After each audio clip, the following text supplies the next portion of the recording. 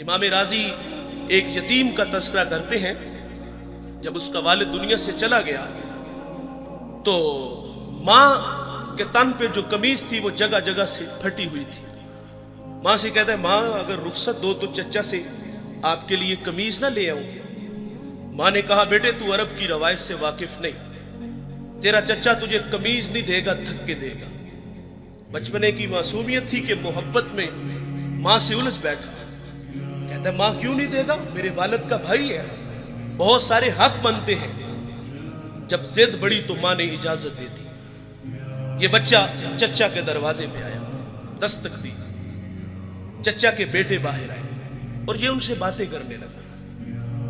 اس نے کیا کہا ہوگا کہ چلو باہر کھیلنے چلتے ہیں، یا کوئی کل کا پروگرام بنانے گیا تھا؟ نہیں دوستو، وہ کیا کسی مفکر نے کہا تھا کہ غریب کی جوانی جنگل کا پھول اور سردیوں کی چاندنی یوں ہی بیکار جاتی ہے۔ غریب کو تو جوانی میں بال سنوارنے کا بھی موقع نہیں ملتا۔ یقیناً اس نے کہا ہوگا کہ تمہاری چچی کے تن پہ جو قمیض ہے وہ جگہ جگہ سے پھٹی ہوئی ہے اور میں سوالی بن کے تمہارے دروازے پہ آیا ہوں۔ ابھی یہ باتیں ہو رہی تھی کہ چچا بھی آ گیا۔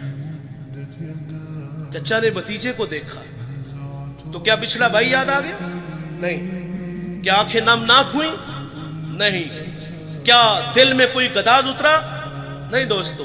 کیا شفقت کے لیے اس نے بازو پھیلائے؟ نہیں میرے بھائی، اس نے اپنے بچوں کو کمرے میں بھیجا اور یتیم کو دھکا دیتے ہوئے کہتا ہے منحوس پلٹ جا، کہیں تیری نحوست کی وجہ سے میرے بچے یتیم نہ ہو جائیں۔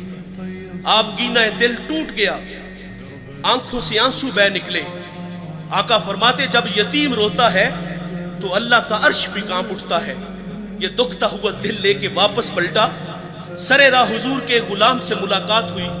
اس نے کہا بچے کیوں رو رہے ہو؟ کسی نے مارا؟ کسی نے دل دکھایا؟ کہا ہاں، مجھے عرب کی تلخ ہواؤں نے رلا دیا، میں یتیم ہوں، تھکے کھا کے آیا ہوں۔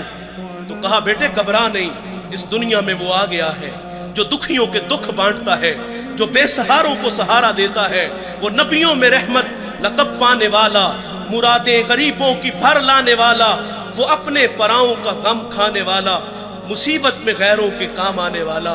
کہا میرے نبی محمد دنیا میں جلوہ گر ہو چکے ہیں، اس وقت حرم میں بیٹھے ہیں، جاؤ جو مانگو گے وہ عطا کریں گے۔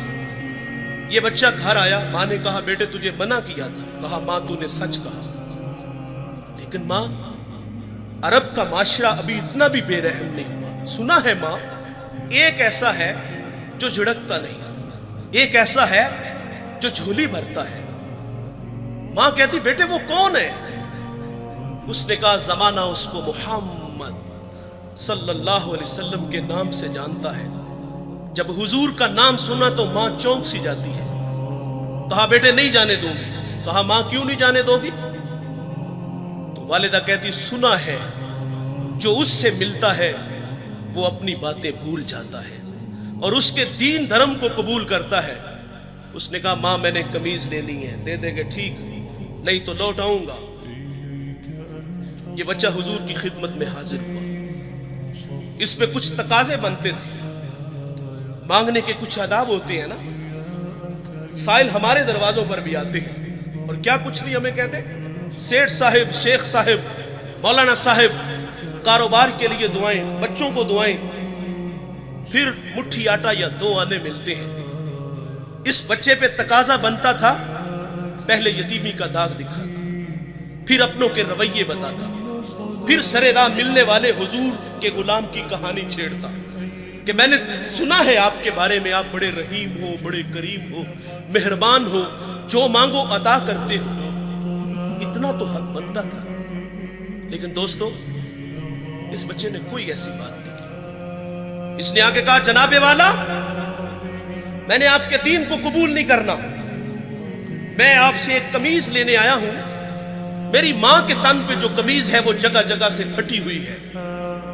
حضور ناراض نہیں ہوتے، قمیض کے بٹن کھولتے ہیں، اتارتے ہیں اور اس یتیم کو عطا فرما دیتے ہیں، اور پھر یوں بازو پھیلا کے فرمایا آجو بیٹے میں محمد کے سینے سے لگ جاؤں، جس سے بھی ملو تو خندہ